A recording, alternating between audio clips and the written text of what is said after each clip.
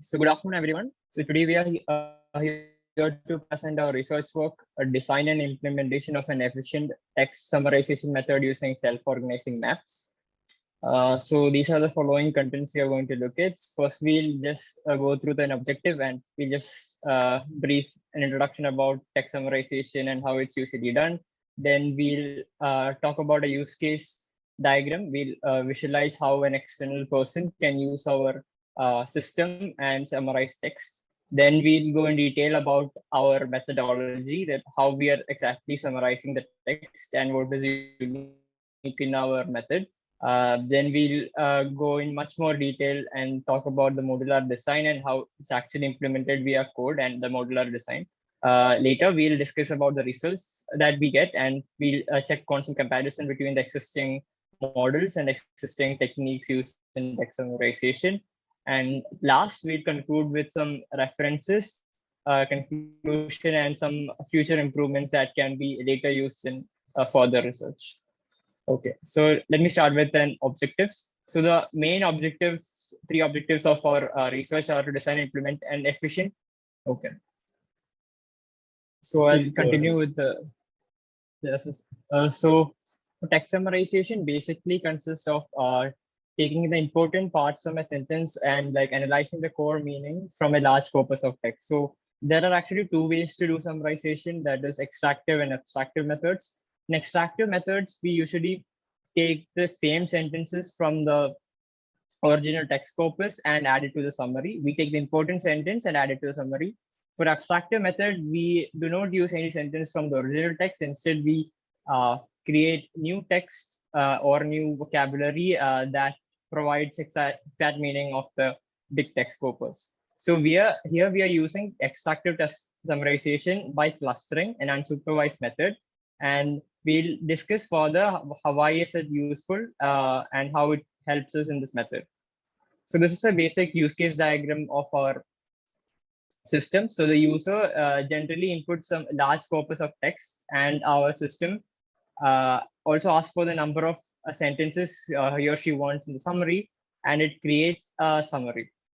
So this is a higher level overview of the entire system. So now we'll just look more detailed into how the summary is generated and how it is helping or innovating and how it's different from the other summarizers. So the first unit of our summarizer is the text preprocessing unit. So in the text preprocessing unit, we are doing this for basic functions. The first one is sentence tokenization. So the entire text corpus is first broken down into sentences, and from each sentences we are removing punctuations and stop words, and at last we are also lemmatizing the sentences. So lemmatization basically means making the sentences into the words into the root words. So that's how the pre-processing unit works. Then the next unit is the sentence embedding unit. So sentence embeddings are used to convert the textual data into numeric data so that it can be fed into a machine learning model. So we are using a pre-trained MPNet model. So it is currently the world's best sentence embedding model. It's developed by Microsoft. So we are using that for the sentence embedding. It's a transformer-based model. Okay, so after sentence embedding, our next unit is a sentence scoring unit. So what this unit generally does for each sentence, it gives a particular score. So the score is decided by three factors. One is a TF-IDF score. So TF-IDF is time frequency and inverse document frequency. It's a statistical measure of importance of a sentence. Then we use sentence position. So how sentence position matters is the sentences in the middle of a corpus is given more importance than sentences in the middle are given less importance than the sentence which come first and ends. And now numerical count is a feature which gives more score to sentences which have a noun or some numerical value. And after aggregating all these scores, we give a sentence score to each sentence. So now how exactly is the summarization part works? So summarization part is done using self-organizing maps. So self-organizing map is an unsupervised neural network, and it is used for clustering. So what we do is we'll use all the sentence and cluster each sentences into different clusters. So the length of the cluster will be equal to the length of the summary we require. So after each sentence is put into this cluster, we'll use the score which we calculated before and choose one sentence from each cluster which has the maximum score. And this sentence is then added to the summary. So next we have a modular design of how exactly the flow of text and data is going on. So this is the different unit I mentioned before. The pre-processing unit. After the pre-processing unit, it is this is the main summarizer unit. It has pre-processing, self-organizing maps, and feature extractors. So these are the different functions. These are the specific function which is used in the implementation using code. Okay. So let me discuss the results we got. So the entire summarizer was tested on a very famous dataset called DUC 2004, and the metric we used was ROC metric. And the score we got after running our summarizer using the DUC 2004 data set is we got an F score of 0.34, an average precision of 0.34, and an average recall of 0.33 on the different news articles found in the dataset. And this is a comparison between our model and the best model in case of time. So we are using unsupervised technique. So it is not memory or computationally intensive. So hence it summarizes text in a very short amount of time than the best model available now. Also, our results are also accuracy and other scores are in par with the other models right now available in the industry. So these are some of the references we used. Now coming to the conclusion and future scope. So our summarizer uses an unsupervised learning method which summarizes text efficiently without using high memory or high computational power. And it has a very good accuracy at par with the current existing best model.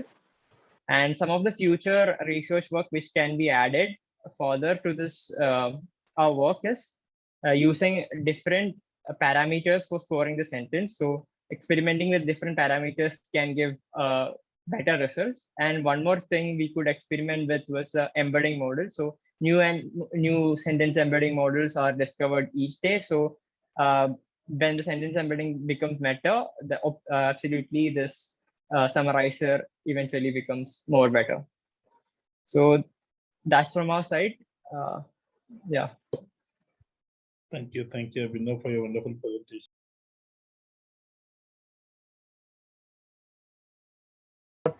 So what we are presenting today is intelligent bokeh. Bokeh effect is an artistic effect. It's kind of like an out of focus blur effect that is put on images, usually in portrait mode. What we will be presenting is specifically for phones of Samsung, as we are associated with SRI Noida. So right now, the bokeh effect that is put in images lacks a lot of, there are a lot of limitations basically. So what we are targeting is like there are some minor features like lace of shoes, or maybe when an image is taken, there are the hair doesn't get specifically segmented out of the image. The hair is also blurred of the image of the person basically. So that is what we are trying to target. There are also some features that are not included. For example, custom objects cannot be undone, and then blur is being applied uniformly regardless of object distance from camera. So we have three modules that center around all these three limitations, and that is what this whole research paper is about. So these are some of the existing problems that are already there in phones, and we are targeting them as well. For example, the bokeh effect does not work when the device or the subject is moving, or when the subject is very thin or transparent, for example, like a paper or a very thin sheet of plastic. The subject has a very similar color or pattern to the background. This poses a problem, a very big problem in the segmentation process. The subject or the background is very plain. So what we are doing is we are actually, so right now what bokeh effect does is it usually takes in one lens of the camera and uses that to enhance the image, or uses that to actually make an overview or overlay of the image. But what we are trying to do is we're trying to use all three of all four of the cameras as an enhancer. It could be we are using some of the cameras as a vertical enhancer, some of them as a horizontal enhancer, and that is and we're using that for an automatic for providing like an automatic focus kind of thing. That is what our module 1 is mostly based on. Our module 2 is responsible for the professional bokeh mode effect. So this is exactly where the blur radius comes into play. What happens is right now the bokeh effect puts in a uniform blur radius along the whole image. But what we are trying to provide is with a blur radius that is adaptable or that is very distinguishable, so that every time an image is taken, the subject is not given the same blur radius. So the bokeh effect would be a bit uneven, but it would provide a bit more aesthetically finished image. So that is what we are targeting in this module. Our third module is responsible for a side view parallax image. So if you would have seen some bokeh affected images, you would have seen that uh, there is a loss of parallax. So there's a loss of parallax in the image. This parallax provides an artificial look to the image. It makes it more pleasing, and we have tried to make this parallax. Have tried to basically induce this artificial parallax view in our images.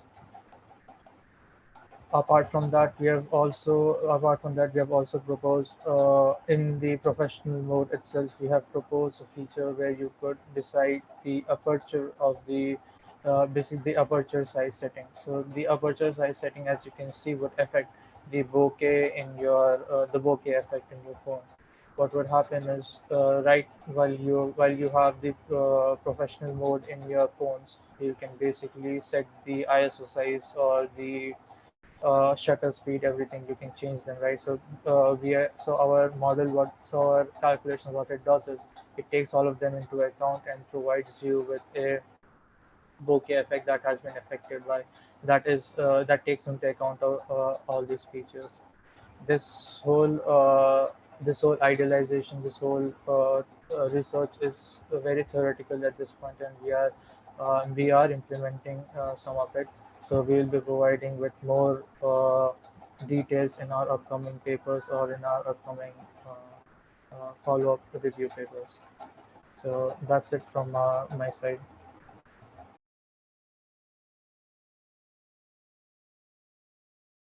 To all, I am Rajiv Devna from West Bengal. The topic of the paper, rather the area on which my work would be presented, is dramatic language of Harold Pinter, dissolving the barrier between prose and poetry. Now, Harold Pinter has been one of the significant Nobel Prize winners in 2003. Now, he is basically known as a playwright, but at the same time, what the world actually pays less attention to is his poetic works. And what I try to present by comparing his poetic works with that of drama or stage work is that how interestingly he has mixed the language and overlapped the language of poetry and of drama, so much so that they look at times very much alike. And thereby, Harold Pinter has been able to dissolve the film line, the very difference between the prose and poetry. We know that the prose is the common language that we everyday use in our day-to-day action and interaction, whereas poetry is considered to be some sophisticated language, some refined language, which is used particularly for a literary circle and literary type. But this particular writer has completely, done away with the barrier. How? And in the process, he has actually at times made his dramatical work, and at times he has made his poetical works look dramatic just by incorporating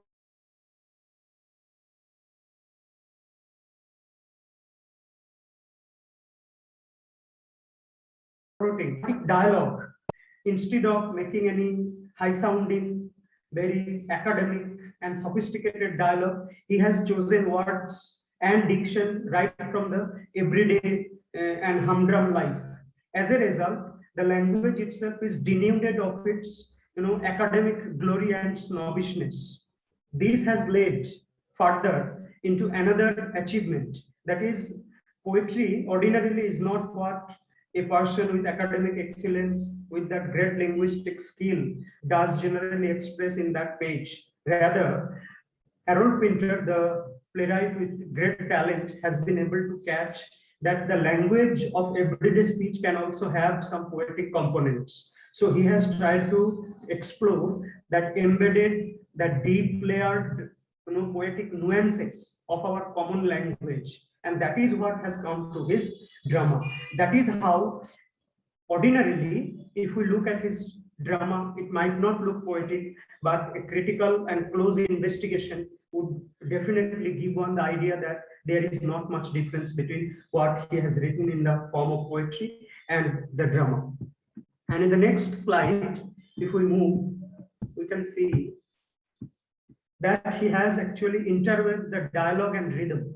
And in doing so, he has actually made immense use of pauses. Now, it is quite common that many often when we talk something, we take pauses, sometimes to inhale, sometimes to take a deep breath, we stop sometimes. So this act of stopping while conversing with someone is more a mechanical process, ordinarily seen, a process which is required by our vocal cord, by our mechanical system, or the very mechanism of inhalation and exhalation. But Mr. Pinter has used it in such a manner that those pauses are also conductive to, and you can say, augmenting the very verse effect of his language. So whenever we come across a text, whenever we come across a genuine work written by Harold Pinter, we find that the characters many often take all of a sudden untowardly pauses. We might think, oh, he or she might be in loss of words. Maybe he or she is his or her wits end, but actually not so. He has deliberately used that just for the sake of achieving a kind of rhythmical pattern. So pauses are not simply the loss of words or the lack of ideas. Pauses are not what when a character is shocked and that one cannot speak something. Pauses are deliberately taken and willingly inserted so as to achieve that poetic effect. This is what this slide actually means to say. And the next slide, further, there is repetition associated with these pauses. Now, pauses is something which, as you know, that lack of words, lack of the continuity or the flow in our conversation. It's a kind of linguistic process. But when this pauses is contradicted by another opposite function, that is of repetition. When we are in lack of words, we stop. But when we are too talkative, we are too verbose, then we use too many words, and sometimes they are too repetitive. And at times in the play, this very opposite trend is also noticeable, that he talks sometimes very repetitively, using same meaning words again and again frequently. At times it might seem that they are nonsense, not making much sense, but this repetition also is indicative of the shrouding, the masking of the character's frustration, gloom, the terror, and of course the panic or the menace that a particular person is going through. So sometimes human panic, human mind can be hidden, or that tension can be hidden by being talkative. So whenever we are talkative, it does not mean that we are very comfortable. Sometimes to hide our discomfort, the talkativeness can be instrumental. That is what this particular person has greatly achieved. And furthermore to say, this is something that Pinter has also given. That is, symbolically, the silence has been suggestive of a lot many facts, such as it's a kind of stratagem. It's a kind of echo. Whenever we hear an echo in an empty place, what happens? The same sound comes back and back again and again. It reverberates like a chime of the bell. So also, in his case, the one particular idea, one particular expression, one particular linguistic process one particular thoughts, recurrently appears, but each time with a different psychological backdrop. These differences, which are more inward, which cannot be visible, which are metaphorical, and that's why it can be compared to the poetic language, that boundless, unruly, ungrammatical, and completely free from any sorts of, you can say, rules and regulations. These are what we find, and that's why the immediate reaction and response that we have on reading either a poem or play by Harold Pinter is that of shock, is that of nonsense, and we are confused that what does it mean. We cannot understand anything. Only with patient, going on and gradual introspection, we can slowly and steadily make sense out of it. And it's a kind of linguistic experimentation and innovation by means of which he has been able to, dissolve and completely eradicate the differences between poetry and prose, which is completely opposite from our social conception and awareness. Thank you. I conclude because of the paucity of time.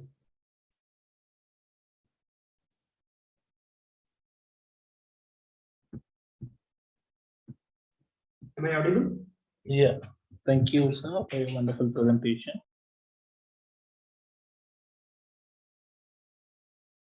So my name is Jayaditya Prasad. Today I am to present my research work, that is comparative analysis of potential impact of solar cooker. So these are the contents. First, I'll be introducing you to the topic, and then objective, and further to the data set of 50 countries which I have collected, and the data analysis and the insights which I have gained from it, and then conclusion. So first we'll go with the introduction. So talking about solar cooker is a passive device which uses the direct sunlight to heat and to heat or to cook and to pasteurize the food materials. It can be used as a substitute to our regular LPG cylinders so as to cook our food. So if we talk about its technology, so technology in sense, it is very less expensive, but it is on par with the cooking efficiency of the LPG cylinders. So this is the cooking principle. First is that this is a box type solar cooker.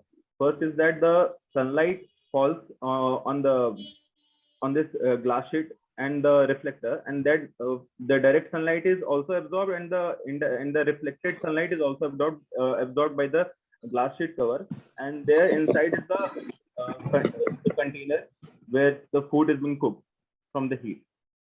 So these are the types of solar cooker. First one is the solar box cooker. This is the indirect type of solar cooker, and this is the second one is the parabolic solar cooker, where which has in the benefit of the parabolic solar cooker is that the temperature here attained is more than the solar box cooker, and the cooking speed is quite fast than the box type. Other two types are panel cooker and the evacuated tube solar cooker. The advantage of evacuated tube solar cooker over the panel cooker is it uses a latent heat absorbing material, which of which benefit is that we can use this solar cooker in the absence of sunlight also. So the next one is the Kessler dishes, which we have seen in Sai Baba kitchen. It uses a small glass mirror which is mounted on a parabolic from which and also there is a latent heat absorbent refrigerant from where the heat is transferred to the cooking utensils. So why we are talking about the solar cooking? So first is that the level of indoor air pollution is almost twice or thrice than the outdoor air pollutant. And if we go with the World Health Organization data, 3.8 million people in a year die due to the exposure of the household air pollution. And if we talk about the population, the ages, the demography of our country, we can easily see that almost 60 to 70% of our people are between 14 to 55 of age, it is due to that due to which there are higher energy requirements from the food, and the frequency of meal cooked is more. So the dependency on the fossil fuel will be more. The fourth reason is that according to some estimates, 2 billion people worldwide are using LPG for heating, cooking, and other purposes, and the world proven reserves is only for 52 years. So this is the data set of 50 countries which I have collected under the different headers. That is the number of solar panels installed, reliance on the polluting fuel to cook, CO2 emission annually avoided if with the given solar cooker installed, and the potential CO2 emission that could be avoided annually if they are switching to solar cooker 100%, and the annual premature death due to indoor household pollution, and the potential annual savings in dollars if 100% of the people use solar cooker only for 1/4 of the time. So by analyzing all this data, it can be seen that there are almost 5 countries which are having the highest number of premature deaths, and the solar cooker installed is very less there. These countries are Egypt, Bangladesh, Angola, Congo DRC, and Nigeria. Further, I have found that from the analysis, there is a variation between the potential CO2 emission reduced with the number of solar cooker installed. In this graph, we can easily see that though India and China are being in a developing country set, having a good technology handset, there is a high number of there is a high potential of CO2 reduction. So the solar cooker employment can be more uniformly distributed and further can be deepened to the rural areas also. This is the graph of the variation of premature death by the indoor household air pollution and the number of solar cooker installed. So from this graph, we can see that there are certain countries where there are very high number of premature deaths due to the household air pollution, and yet there are very less number of solar cooker installed there. These countries are Bangladesh, Indonesia, Nigeria, Burkina Faso. This graph shows the variation between the potential saving with the number of solar cooker installed. So the basis of the potential the basic formula of the potential saving which I have used is from the Solar Cooker International Organization. Here it is based on 2 costs, that is the environmental cost and the welfare cost. Welfare cost means the cost of life, cost or some cost that someone is willing to pay so as to for the better environment, so as to save his life side by side. So here in this graph, we can see that in Indonesia, India, and China, there is a high potential if 100% of the people are switching to solar cooker even for 1/4 of the time. It certainly means that even if in the developing countries this spike is very high, it means that the environmental cost there is very high currently. So by switching to solar cooker, we can save that environmental cost. This is the graph which compares all the 3 headers, that is the premature death, the CO2 emission, and the number of solar cooker installed. Here we can see that in all the regions, the potential of CO2 emission is very high, and the premature death is also high.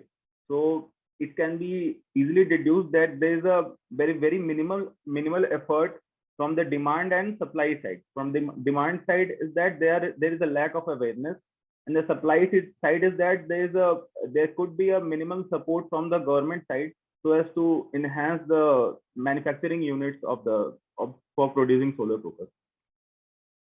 So conclusion from this is that there are almost 12 countries that the number of solar cookers is minimal, which could be due to the low per capita income, lack of awareness, and lack of support from the government. Countries like India, China, there is a lack of uniform distribution of solar cookers, and a significant number of people are still dependent on the polluting fuel for cooking. which could be due to the slow rate of cooking of the slow cooker, initial high cost in case of cellular disease, inability of the solo cooker to cook in the absence of sunlight if they are moving towards without heat storage capacity, without heat storage facility. The third conclusion is that if we go with it is a suggestion to so that the intelligentsia of the research people can point out to the policymakers that there could be a saving in the union budget. If we go with the union budget of 2022 and 2023, there is a 4,000 crore rupees subsidies given to the LPG. Whereas if as I showed in my previous result, that if we for the 1/4 of the time, if we switch to the solar cooker, there could be $1 billion savings in our money. So that's it from my side. Thank you all. Thank you. Thank you, Jaditya, for your wonderful presentation. Yeah, good observations actually. Appreciate the observations and the questionnaires basically and the good conclusions. Hope these policies you can bring it to the notice, to the local government or mail it and make it little bit viral so that some awareness can be spread out across this one. Just not as a research paper, because to commercialize it or to make awareness, just a conference paper. Technically like to the rural areas, sir. Yes, sir. This may not just meet the criteria, but if you can just spread it across the awareness through social media and writing it as a policy, local policy developers, if you can give the proposals and give these things with these results, that can become a little major impact rather than this is a good platform to interact with others and do research. To make it a practically possible, you can just take it one step further and we can see a huge opportunity with respect to that. Congratulations and very good work. Thank you.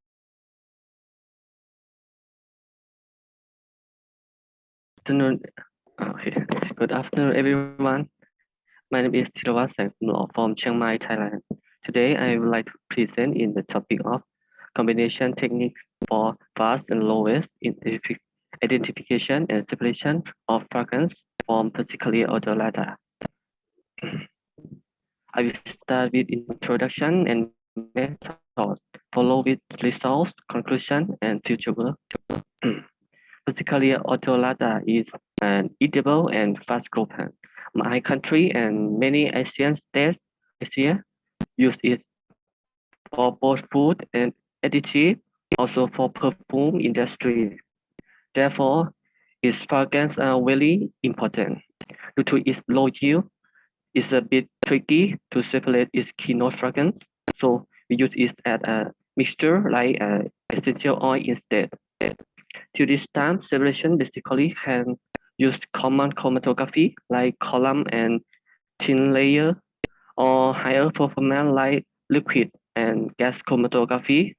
However, not only that, you have to use high quantity of solvents and chemicals.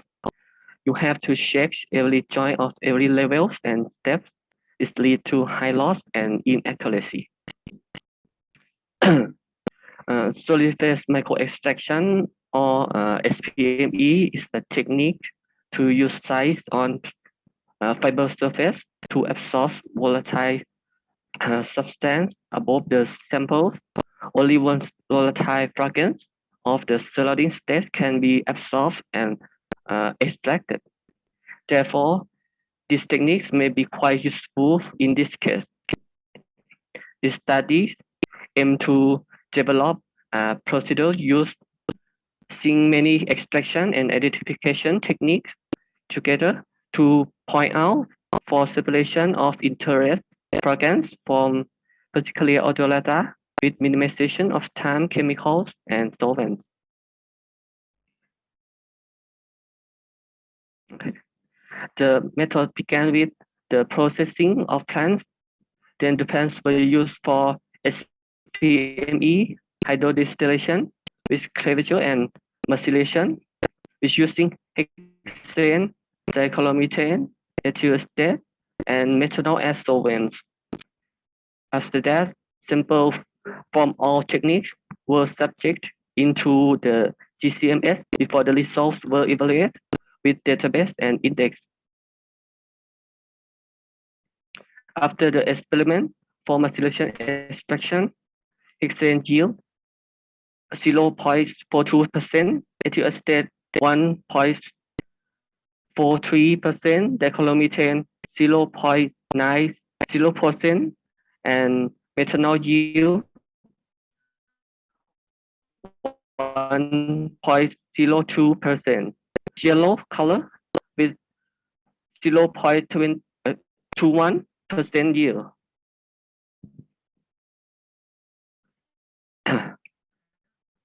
The overall composition show 106 compounds and 42 compounds of each were volatile organic compounds. Essential oil, hexane, dichloromethane, ethyl acetate, and methanol extract consist 16, 5, 9, 7, and 7 fragrances respectively. As you see in this plot of percent intensity with each index of the plant compound by comparison with the green base above this. From SPME, we can assign to the compound was not fragrance, and the highest one was the aldehyde fragrance dodecanol. Therefore, we can conclude that the major fragrance is in particular of odorata was aldehyde, such as dodecanol with over 14 minors. The proper solvent for this could be dichloromethane, following by ethyl acetate. However, there seems like a variety of chemical inside, while essential oil has the highest number of fragrance substance, but its real volatile content only has allowed 15%. The combination of these techniques could give enough information and useful in this study. 20 out of 42 fragrances from 106 composition could be separated due to the possibility of the combination techniques in to increase the extraction efficiency. Further study are in the progress of solvent system mixing to confirm further specialization of second time extraction without excessive separation, such as column chromatography or the high performance instrument that require further more testing time, chemical and solvents to be consumed.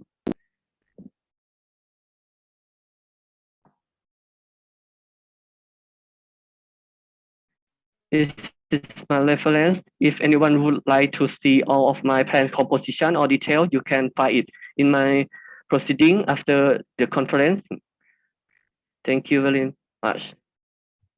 Thank you, Tirawat, for your wonderful presentation and nice work. We'll get in collaborations. If any chemists out here, or I will also check with few of my research works to be collaborated, see how best we can take this research to the next level by collaborations. Thank you for your good work and great work. Thank you. Thank you.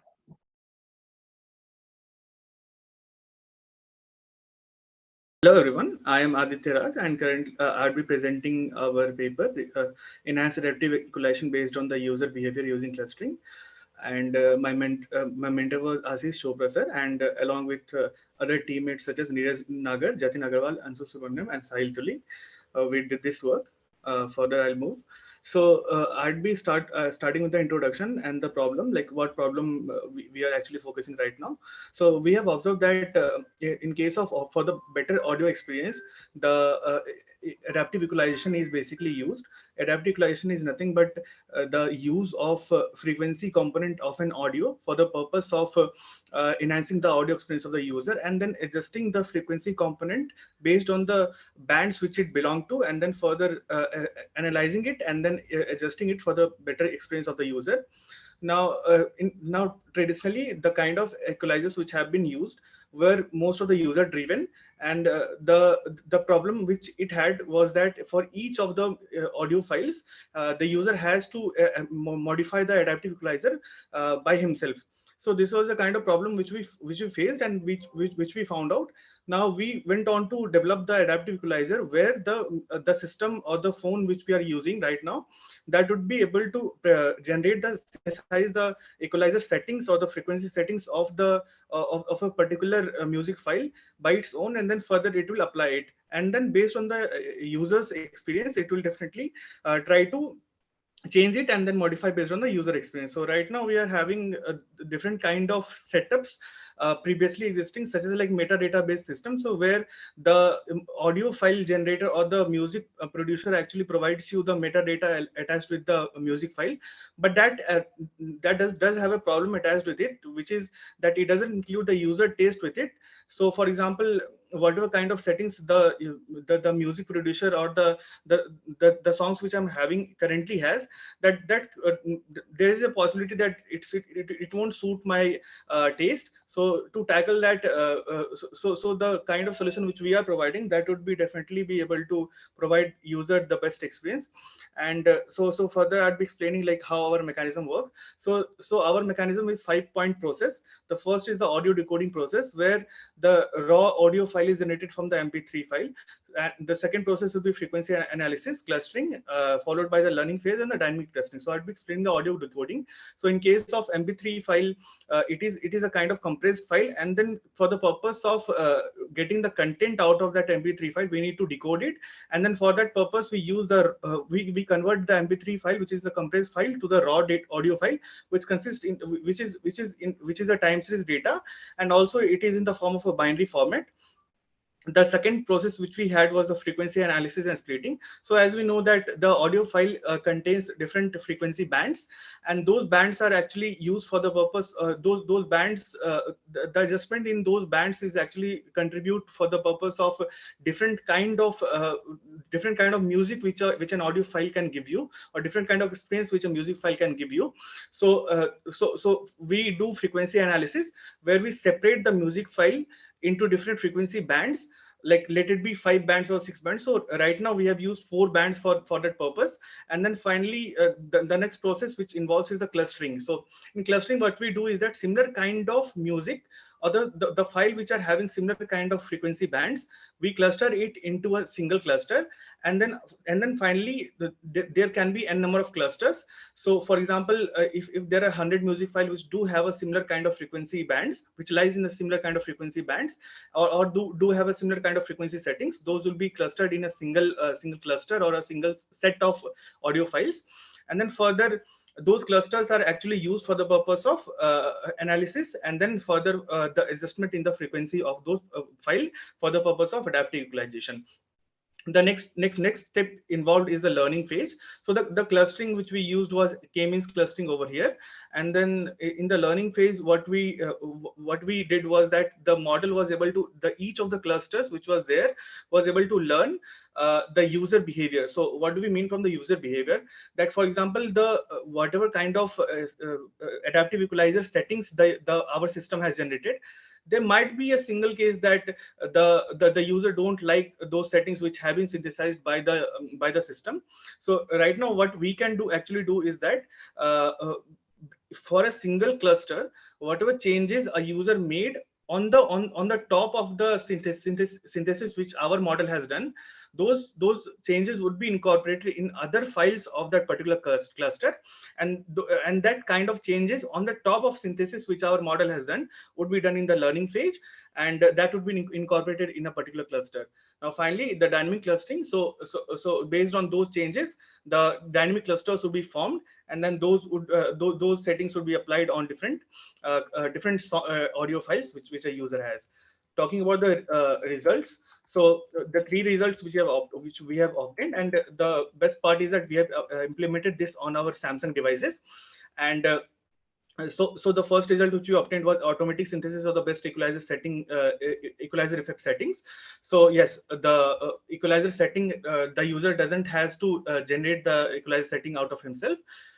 different equalizer settings were obtained for different kind of music files automatically, and for generation of one equalizer settings for an audio file, the time taken, the inference time taken was around 0.19 second.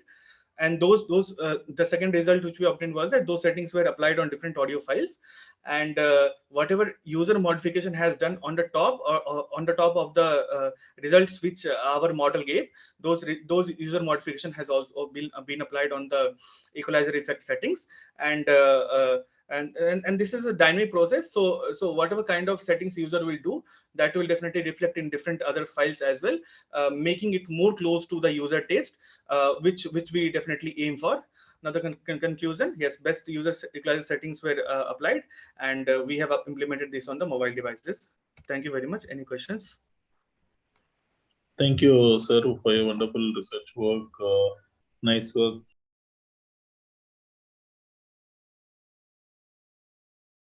And good afternoon, everyone. Thank you for letting us be here with you today. We are Vietnamese students from Minh Thuan University.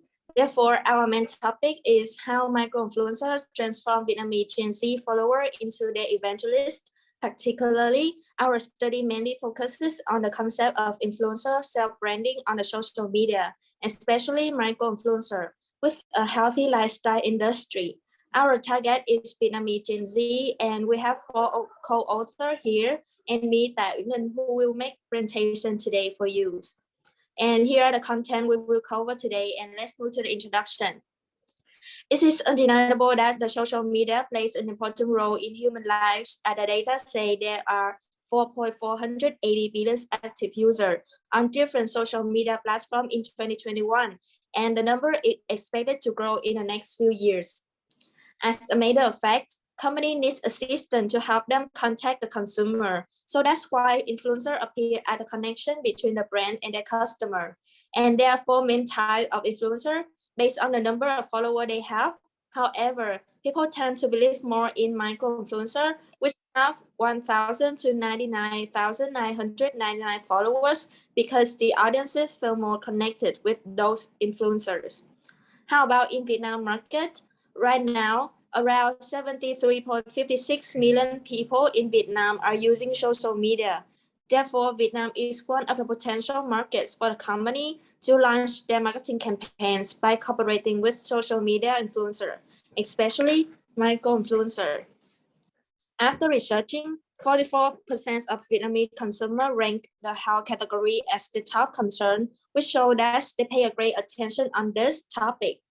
Therefore, being aware of health issues in particular is no longer just a concern of Gen X or Gen Y, but Gen Z is increasingly showing concern in this topic.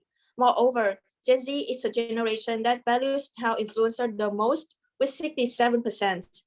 So what are our aims to conduct this study?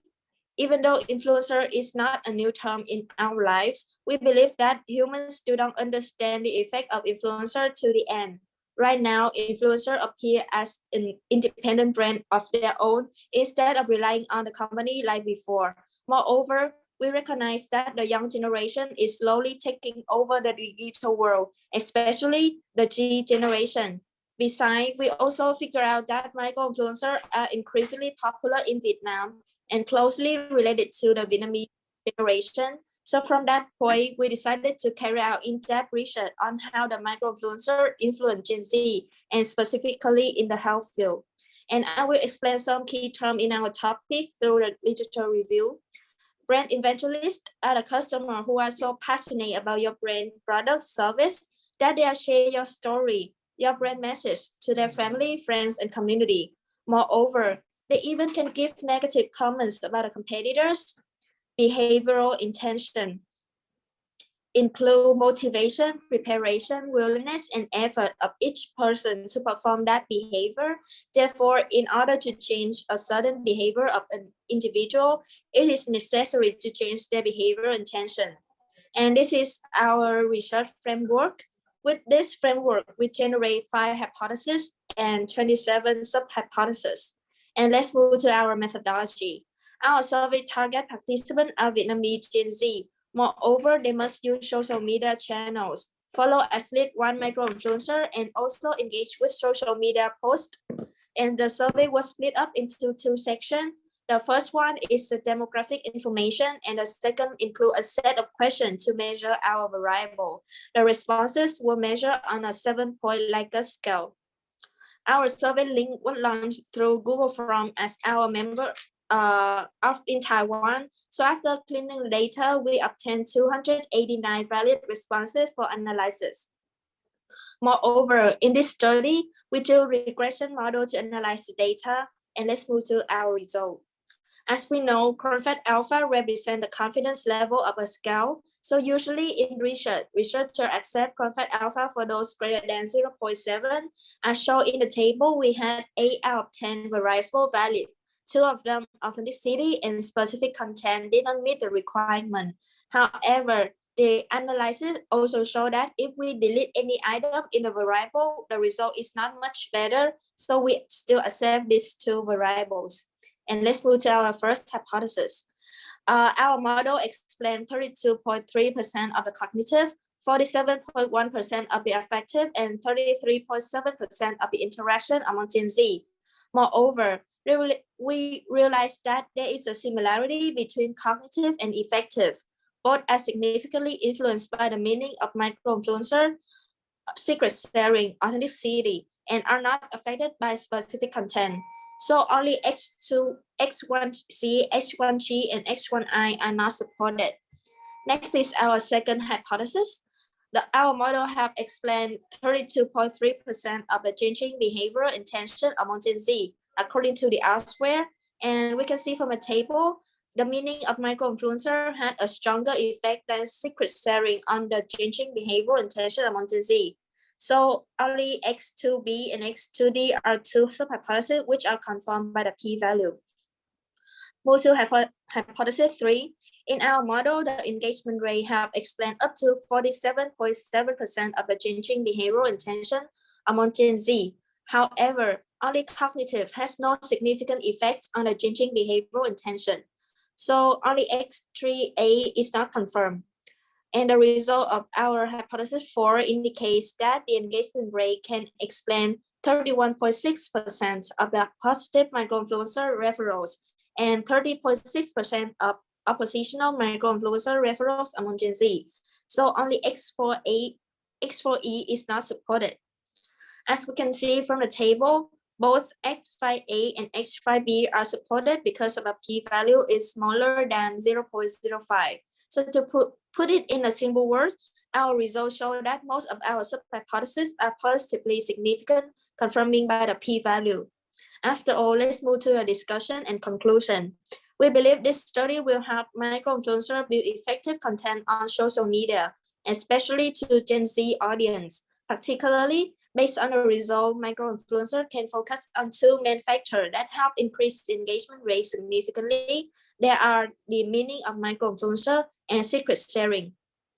In terms of changing behavioral intention, our findings once again emphasize the importance of the meaning of micro-influencer and secret sharing, as authenticity in specific content has no significant impacts on changing behavioral intention. And beside the micro-influencer characteristic, our findings also emphasize that affective and interaction are 2 main factors of the engagement rate that increase changing behavioral intention of Gen Z audience. We suggest that micro-influencers should bring the feeling of excitement to their followers, as well as create more topic activities for the audience to interact with each other. By increasing the engagement rate factor with the audience, micro-influencer may build up a tight relationship with the Gen Z consumer. Furthermore, in terms of negative words, the more audience interact with like-minded people about a healthy lifestyle behavior recommended by the micro-influencer, the more likely that Gen Z audience may say something negative about the other micro-influencer to the people around them. And lastly, we can argue that Gen Z audience who have intention to change their behavior are more likely to become micro-influencer evangelists. Therefore, it is also essential for micro-influencers to build their personal brand based on our study, and as a result, they can create a community through their evangelists and gain plenty of benefit in the future. However, during the process of conducting our research, we also found many limitations. First, there are fewer samples from the rural area. Second, the majority of participants in our survey are over 17 years old. And lastly, our study only focuses on the healthy lifestyle industry, while in the reality, there are plenty of fields on social media for audiences to follow. So to sum up, Gen Z is the generation that has behavior and decisions are impacted heavily by social media community. Therefore, if micro-influencers create attractive content, as long as they build a personal brand based on the four characteristics above, they can increase the engagement rate and make Gen Z audiences are willing to change their behavior.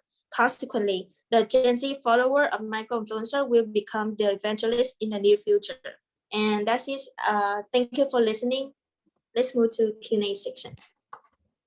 Thank you, Thayan, for your wonderful presentation. Nice observations. Maybe Gen Z, with respect to Gen Z, the new terminology which we see nowadays, we can implement it in other countries also and have a comparative studies in different countries and see how the developed and underdeveloped countries and big research can be done across this and get a very good data out here. Good one. Please share your email address.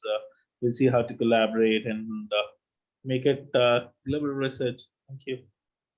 Thank you.